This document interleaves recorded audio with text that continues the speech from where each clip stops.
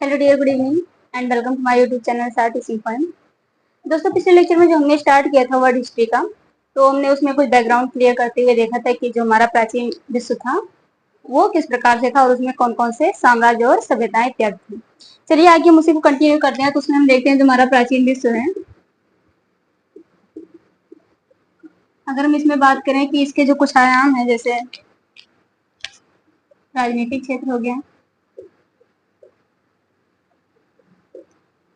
आर्थिक क्षेत्र, सामाजिक क्षेत्र, और उसके पश्चात ही हमारा जो सांस्कृतिक क्षेत्र आता है, इसी में हमारा आ जाएगा जिसके धर्म पहलू में। तो जो हमारा ये सामाजिक राजनीतिक क्षेत्र है, इसमें हमने कुछ कल साम्राज्य देखे थे, जिसमें हमारा था पहला अथीनी साम्राज्य, सिकंदर का साम्राज्य, उसके पश्चात हमारा मौर्य साम्राज्य था, और उसी में हमारा वो रोमन साम्राज्य था, उसके बाद में हमारा मौर्य साम्राज्य और कुषाण और हान साम्राज्य था। अब इसी में अब आगे देखेंगे जो हमारा ये आर्थिक क्षेत्र है। हम इसमें अगर बात करें तो सबसे पहले देखते हैं कि जो वैसे तो पूरे विश्व की हम कहें तो आर्थिक क्षेत्र देखना थोड़ा मुश्किल है, लेकिन हम अगर यूरोप की अर्थव्यवस्था देखें तो यहाँ हम देखते हैं जो हमारा ये आर्थिक क्षेत्र है, इसमें हम यूरोप की अर्थव्यवस्था देखते हैं। ये हम कहते हैं यूरोप की कृषि व्यवस्था, क्योंकि उस टाइम पे जो हमारा आर्थिक क्षेत्र था वो कृषि के माध्यम से था। तो पहले हम कृषि का देख लेते हैं, उसके बाद जो भी था हमारा वो देखेंगे। यूरोप की कृषि व्यवस्था या कृषि अर्थव्यवस्था, इसमें आप देखेंगे जो हमारी कृषि होती थी ये दासों द्वारा होती थी। तो इसमें दास और स्वामी का कॉन्सेप्ट था। जो कृषि है वो दासों द्वारा होती थी, और जो स्वामी थे उनका सिर्फ 3 कार्य था, वो अपने अकॉर्डिंग करते थे। तो उसमें हमारा पहला तो अपने बॉडी पर ध्यान देते थे, जैसे कि खेल कूद में ज्यादा वो अपना रहते थे लिप्त। तो इसी तरह से आप देखेंगे जो ओलंपिक खेल का शुरुआत होती है हम कहें तो वो भी हमारी कहाँ से आती है, यूरोप से इसकी स्टार्टिंग होती है। तो पहला वो ध्यान दे रहे थे अपने शरीर पर, और दूसरा हम बात करें तो वो जीवन में हम कहें तो खाओ पियो मस्ती करो उस टाइप के रहते थे। तो फिर आनंद में बहुत ज्यादा ही ध्यान देते थे वो, जैसे मदिरा पान हो गया, नृत्य इत्यादि में।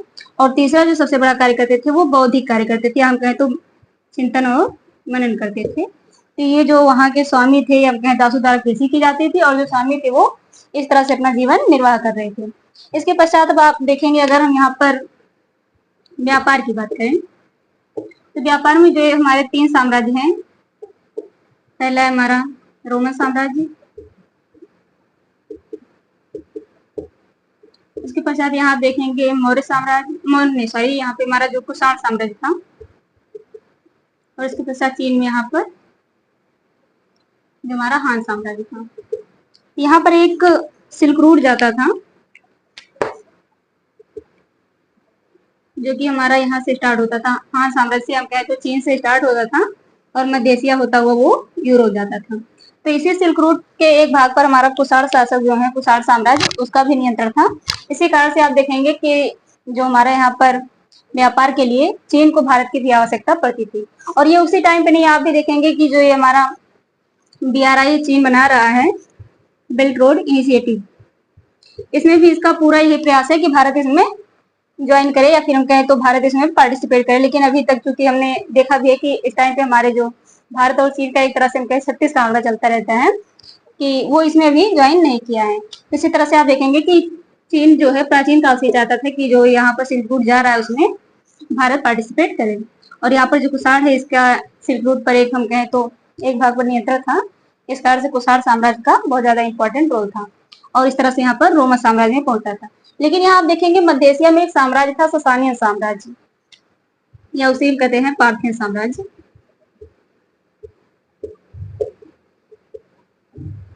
उसमें आप देखेंगे तो इसका जो है रोमन साम्राज्य से हम कहें तो बहुत ज्यादा ही विरोध होता था, या फिर हम कहें शत्रुता रहती थी, युद्ध होता रहता था। इस कारण से इसने क्या किया, जो सिल्क रूट जा रहा था उस पर और उसका काम किया, हम कहें तो उस पर नियंत्रण कर लिया। तो अब यहाँ से चूंकि जो हमारा ये और रोमन के लिए हम कहें तो एशिया का व्यापार बहुत ज्यादा इंपॉर्टेंट था, लेकिन इसके मार्ग में बाधक बनने के कारण उसने रूट को चेंज कर दिया। तो यहाँ आप देखेंगे चीन से तो निकलता था, लेकिन लैंड रूट से होते हुए पहले ये जाता था गुजरात के पोर्ट तक इंडिया में, और उसके बाद यहाँ पर सी रूट से होता हुआ यहाँ आप देखेंगे जो ईरान वाला ये पोर्शन है, यहाँ इधर है फारसी खाड़ी, इधर है लाल सागर। तो या तो इधर से होता हुआ जाएगा भूमध्य सागर या फिर लाल सागर से भूमध्य सागर में पहुंचता था। इस तरह से उन्होंने अपना मार्ग चेंज कर दिया, क्योंकि यहाँ पर जो ससानियन साम्राज्य था या पार्थियन साम्राज्य था उसने उस पर कब्जा किया था, या हम कहें तो नियंत्रण किया हुआ था। तो ये हो गया हमारा आर्थिक क्षेत्र। अब हम बात करें अगर सामाजिक क्षेत्र की, तो इसमें आप देखेंगे सामाजिक क्षेत्र में बहुत ज्यादा कुछ नहीं है। इसमें यही जो अभी हमने यहाँ कृषि क्षेत्र में देखा था, और यहाँ पर जो हमने अभी कृषि देखी थी, इसके लिए एक टर्म यूज होता है जिसे कहते हैं लैटफुंडिया। ये जो है इसमें हम कहें तो कृषि दासों द्वारा की जाती थी। यही आप देखेंगे जो हमारा सामाजिक क्षेत्र है, इसमें भी यही बात कहा गया है कि जो भी है दास और स्वामी का कॉन्सेप्ट था। दास क्या करते थे, श्रम करते थे, और जो स्वामी है वो उन्हीं के श्रम पर ऐसो आराम करते थे। अब जिसका चौथा हम कहे तो बड़ा सेक्टर है वो है धर्म। अब धर्म को हम देखते हैं इसमें कि कहाँ पर कौन सा धर्म था। अब यहाँ इसके बाद देखते हैं जो हमारा धार्मिक क्षेत्र है। क्योंकि हम प्राचीन विश्व में ये सब देख रहे हैं, तो विश्व में ये हमारा जो भारत है उसमें अगर हम धर्म की बात करें तो सबसे पहले तो इसमें वैदिक धर्म था। लेकिन आप देखेंगे जब वैदिक धर्म में यहाँ पर कर्मकांड और बाह्य आडंबर बहुत ज्यादा बढ़ने लगे, तो इसके विरोध में ही दो धर्मों की उत्पत्ति हुई, या हम कहते दो धर्मों का उद्भव हुआ, जो कि है हमारा जैन धर्म और बौद्ध धर्म।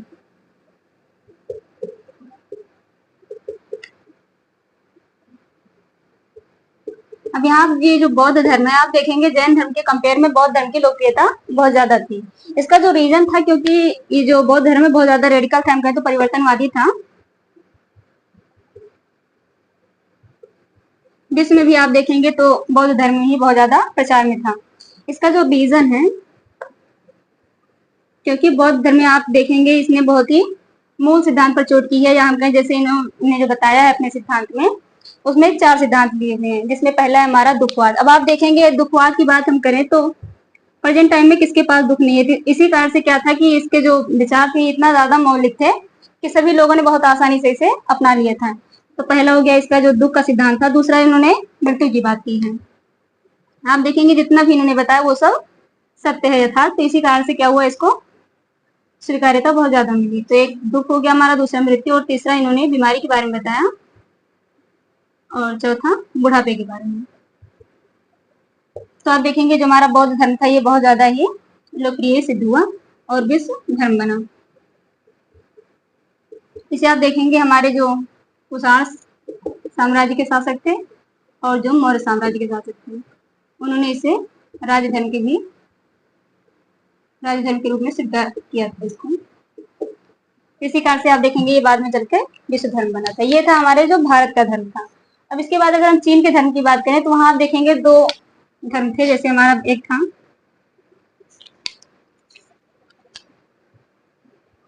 चीन की हम बात करें तो उसमें हमारा था एक कन्फ्यूशियसवाद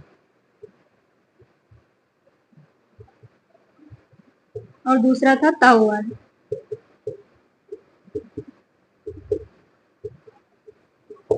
कन्फ्यूशियसवाद में आप देखेंगे तो जो इसके संस्थापक थे वो कन्फ्यूशियस थे, और जो ताओवाद की वो लाओ त्से थे।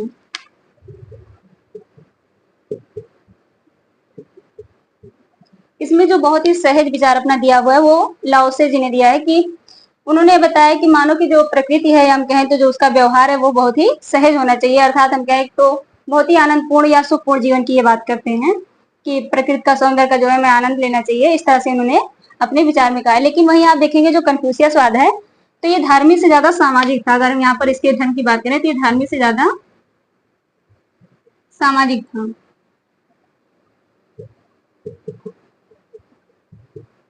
ये कन्फ्यूशियसवाद था। इसमें आप देखेंगे जिस टाइम चीन में ये कन्फ्यूशियसवाद आया हुआ था उस टाइम वहां पर चीन में बहुत ज्यादा ही उथल पुथल थी।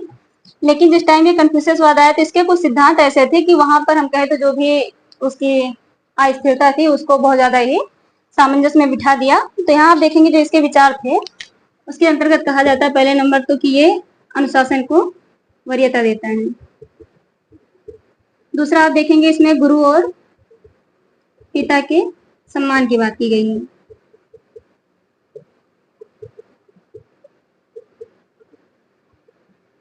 और इसमें हम कहें तो जो पदानुक्रम की बात की गई है।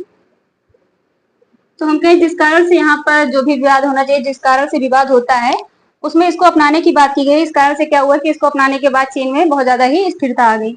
और यही आप देखेंगे कि जो हमारा चीन था इसमें जो साम्यवाद है वो विश्व के अन्य साम्यवाद से आप देखेंगे अलग है, क्योंकि उसका जो रीजन है वो कन्फ्यूशियसवादी है। तो यही हमारा क्या कारण है कि जब हमारे विश्व में सभी साम्यवाद की हम कहें तो अपने एक उसमें अल्टीमेट पॉइंट पर थी, लेकिन उस टाइम भी हमारा जो चीन था उसकी साम्यवादी जो प्रवृत्ति थी वो बरकरार बनी हुई थी। तो ये तो हो गया जो हमारे चीन में कन्फ्यूशियसवाद और ताओवाद था।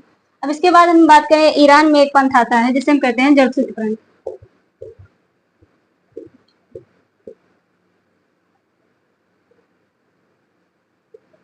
ये था ईरान में। अब इसकी अगर हम बात करें तो अब यहाँ पर अगर हम ईरान के साम्राज्य की बात करें तो ईरान में जो हमारा पंथ था वो है जरथुस्त्र पंथ। इसे जो है अश्विनी साम्राज्य द्वारा संरक्षण मिला हुआ था।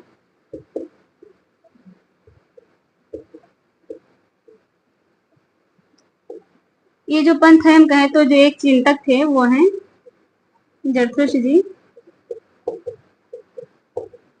उन्हीं के द्वारा ये विचार दिया गया था। इसमें उन्होंने कहा है कि जो हमेशा एक युद्ध रहता है या हम कहें संघर्ष रहता है वो अंधकार और प्रकाश की शक्ति के बीच में होता है।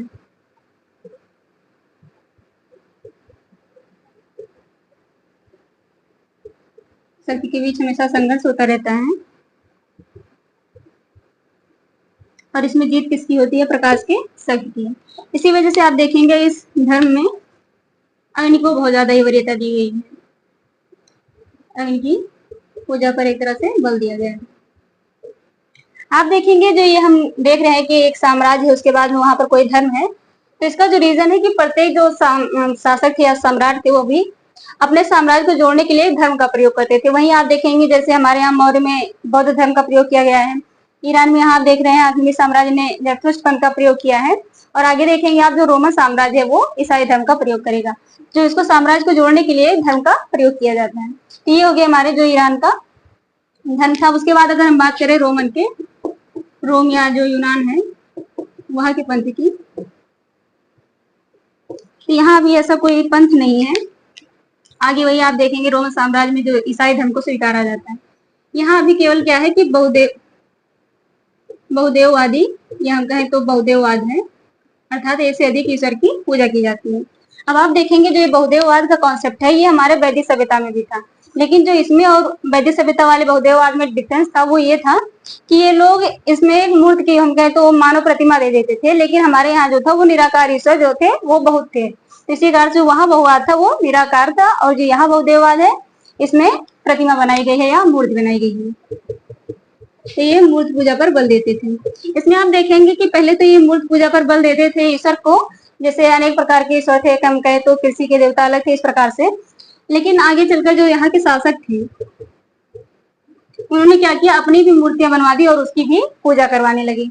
आप देखेंगे जो आगे चल करके उनका यहूदी से और ईसाई से एक तरह का जो संघर्ष होता है उसका एक रीजन ये भी था कि वो दोनों एक वैसे बात को हम कहे तो बल देते थे, लेकिन चूंकि ये बहुदेववाद और अपनी भी पूजा करवाते थे, इसी कारण से क्या हुआ इन दोनों में संघर्ष होता रहता था। ये हो गया जो रोम के शासक के बीच हम कहे जो भी था वहां का पंथ था। अब यहाँ पर हम बात करें जो हमारा पश्चिमी एशिया में आता है, इसमें आप देखेंगे जो पंथ आ रहा है वो है यहूदी पंथ या इसे हम कहते हैं जुडाइज्म। इसमें आप देखेंगे इसके जो पैगंबर थे वो हैं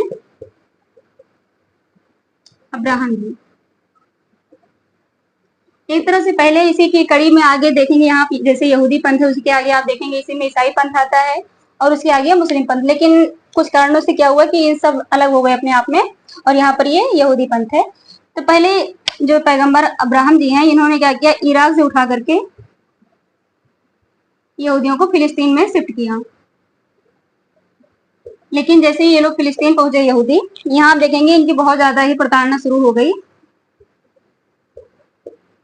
एक तरह से इनके विषय में कहा ही जाता है जो यहूदी हैं कि ये जहां भी गए वहां पर इनको सिर्फ उत्पीड़न ही मिला हुआ है, क्योंकि यहाँ आप देखेंगे जैसे यहाँ पर ये फिलिस्तीन पहुंचे यहाँ पर इनको प्रताड़ना मिली, वहां से ये भगाए गए तो फिर यहाँ पहुंचे मिस्र में,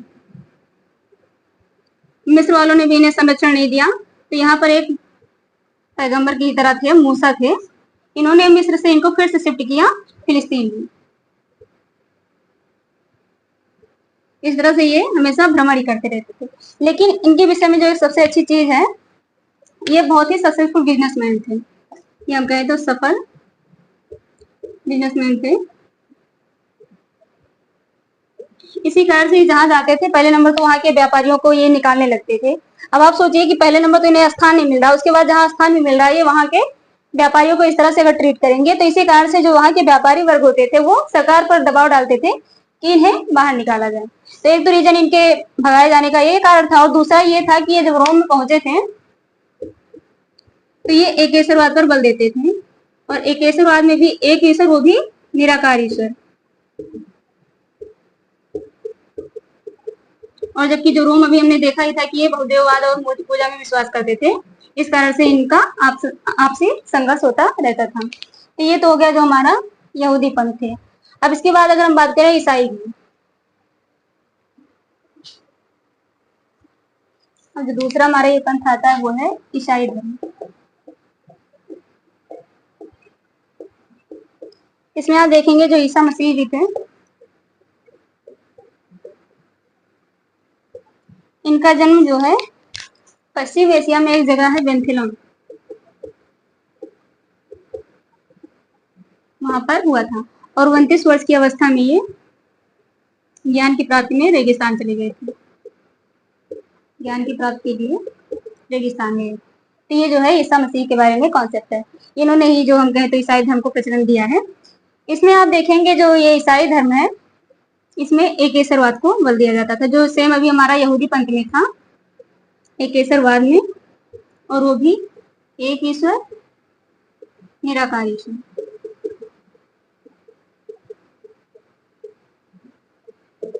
अब जो कॉन्सेप्ट था हमारा रोम साम्राज्य का यहूदी पंथ से संघर्ष का, वही सेम कारण है यहाँ पर ईसा मसीह और रोम साम्राज्य का, क्योंकि वो भी बहुदेववादी हैं जो है रोमन साम्राज्य, और ये एक ऐसावादी होने के कारण, और चूंकि इनको हम कहें तो गरीबों का मसीहा भी कहा जाता था ईसा मसीह जी को,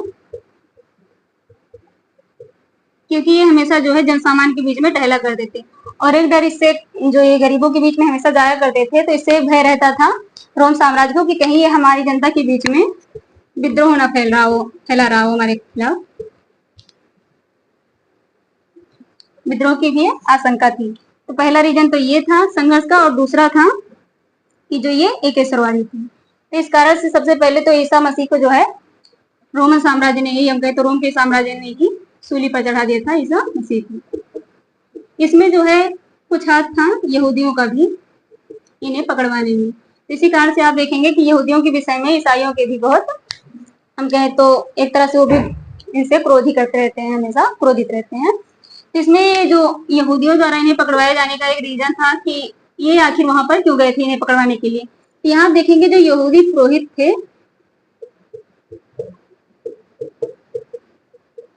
जब किसी का हम कहें तो एक तरह से पूरा बोलबाला हो जाता है तो वो कभी नहीं चाहता है कि हमारा जो है अस्तित्व तो खतरे में पड़े। तो यहाँ पर जब ईसा मसीह गरीबों के बीच में इस तरह से जाया करते थे तो इन्हें भी एक डर था कि कहीं ऐसा ना हो कि हमारा जो है प्रचलन टूट जाए और ये हमारा स्थान ले ले। इसी कारण से पकड़वाने में यहूदी पुरोहितों का भी हाथ था।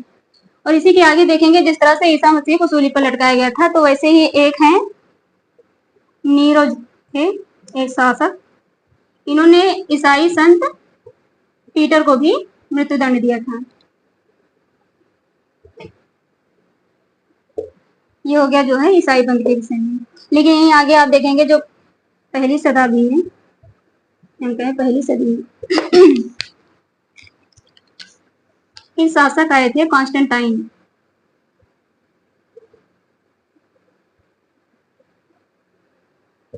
इन्होंने ईसाई धर्म को राजधर्म की संज्ञा दी थी, हम कहें तो राजधर्म के रूप में स्वीकार किया था। ये था जो भी हमारा धार्मिक कॉन्सेप्ट था। अब इसके आगे का जो भी हमारा रहता है वो हम देखेंगे आने वाले लेक्चर में। तब तक के लिए जय हिंद।